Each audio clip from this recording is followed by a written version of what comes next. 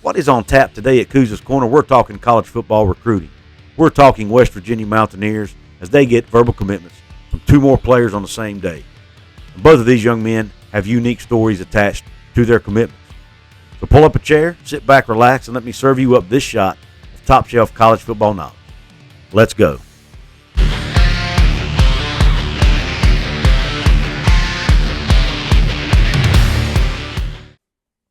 What is up, college sports fans, fellow members of Mountaineer Nation? This is Couz, and welcome in to another edition of Couz's Corner.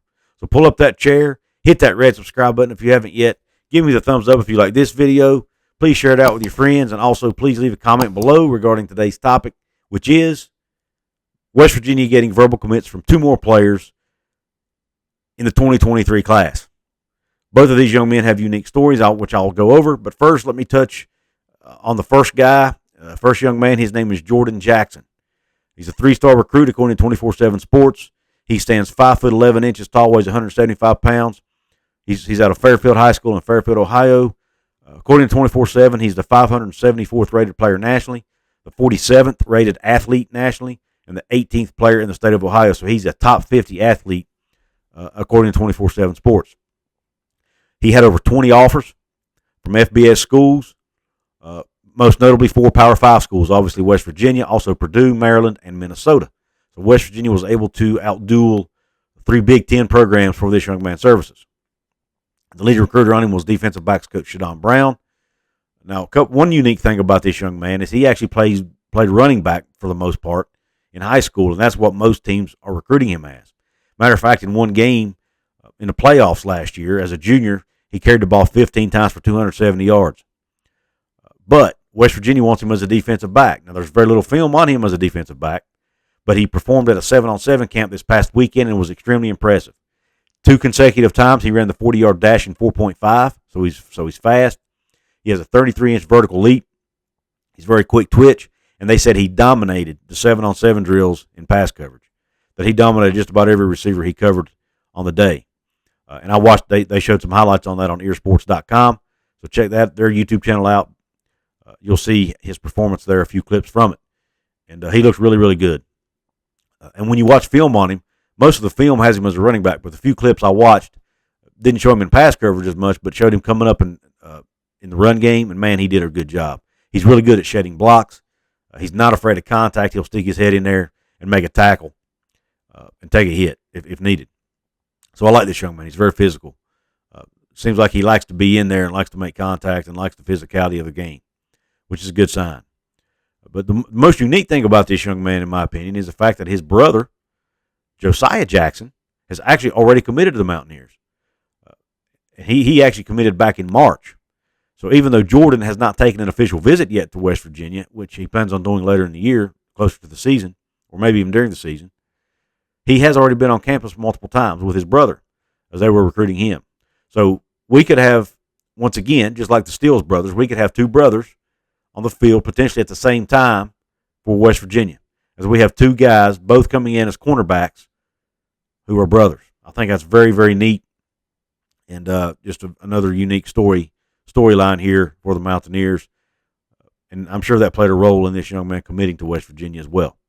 Now let's talk about the second guy. His name is Will Dixon. Will Dixon is a 6'5", 230-pound tight end out of Blair Academy in Hillsborough, New Jersey. Now, you look at his analysis on 24/7 Sports, doesn't have a rating there. Now, some services do have him listed as a 3-star recruit. When you look at his list of offers, it's mostly FBS Group of 5 programs. So, that may not impress you. But then I turn his film on. And I'm telling you, folks, look, I'm no recruiting expert and I'm no scout, okay? I'm just a YouTube guy. But I have watched a lot of football. And when I watch this young man's film, he looks like a natural tight end. I mean, he just looks gifted. He looks like he could come in and play and compete for a spot on day one. That's how physically gifted he is. He can high point the football as a receiver, has really good hands. His film showed him diving a couple times, making a couple really nice catches where he's able to scoop the ball up off the ground before it hit. He's pretty decent after the catch, 4.7 40 time, which is not bad for a man of his size. He probably could improve his route running just a bit, be a little bit sharper, but he's only in high school, so he can do that. What also impressed me was the fact that He played, and when you watch his highlights, he plays a lot with his hand on the ground, and then he also plays a lot split out as a receiver. He's played the slot. He's spread out wide. Like I said, he's put his hand in the dirt. He can do it all, and he excels at all of it. And he's also good as a blocker. I mean, you watch him in the blocking game and the run game, he just absolutely pancakes people, man. Puts people on their butts, just really physical at the point of attack, gets good leverage.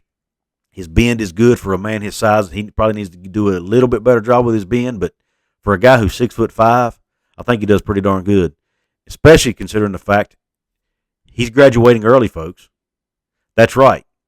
He was originally going to be part of the 2023 class. He just reclassified, will be part of the 2022 class, and will enroll at West Virginia in a couple of weeks, folks.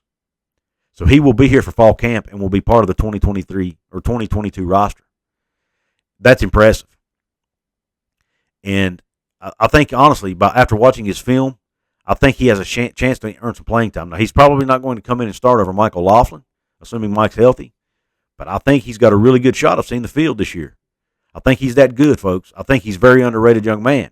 And if he had played the 2023 high school season, he probably would have gotten on the radar of a lot more Power 5 schools. So I'm glad that West Virginia was able to get him in the fold when they did. Now, one more unique thing about this young man that may not seem like a big deal, but it could be potentially, and it's just a unique something I noticed when watching his highlights. His high school quarterback was left-handed. Why does that matter? West Virginia's likely quarterback of the future, Nico Marchiol, also left-handed. And I don't know how much you guys know, but when you catch a football from a left-handed quarterback, it has a completely different spin than a right-handed quarterback. It comes at you, it looks backwards almost, but it looks completely different. It's a different ball to catch. So it's a little more challenging when you're not accustomed to it. Well, this young man is accustomed to it because he did it in high school. So I thought that was another unique angle that I noticed while watching this young man's film. I encourage you guys to go watch his film as well. Watch his highlights. Let me know what you think, if you agree with my assessment. Do you think this young man can come in and play right away? And do you think he's underrated just like I do? I want to hear your thoughts on it because, like I said, I am no recruiting expert. I am no scout. I'm just a guy who loves football, loves West Virginia football, and likes to share my passion for it with you guys on YouTube. So I want to hear your thoughts. Guys, don't forget to go check out earsgear.com and the cool West Virginia themed shirts that he's created, including the collaboration he did with Layton Creative on the new 90s kids line of shirts, which are up on the screen right now. Go check it out at earsgear.com, link in the description box. If you use promo code COUZ, C-O-U-Z, in all caps, you can get 20% off your purchase at earsgear.com on any shirt in their store. Speaking of Layton Creative, he created this awesome shirt or this awesome merch design for me. Check it out on the screen right now. So go pick you up a t-shirt with this awesome design. Get you a coffee mug, a bandana, a beanie, a hat. There's several different items to choose from. So go check it out at my merch store. A link to that is at the top of my description box. Also, if you want something like this over my right shoulder here with my my channel logo on it, you can get that too in my merch store as well with that same link. Also, folks, if you want to become a member of my channel, hit the join button right below this video. There's perks to go with that as well. Also, if you want to support me absolutely 100% free, you can do that too.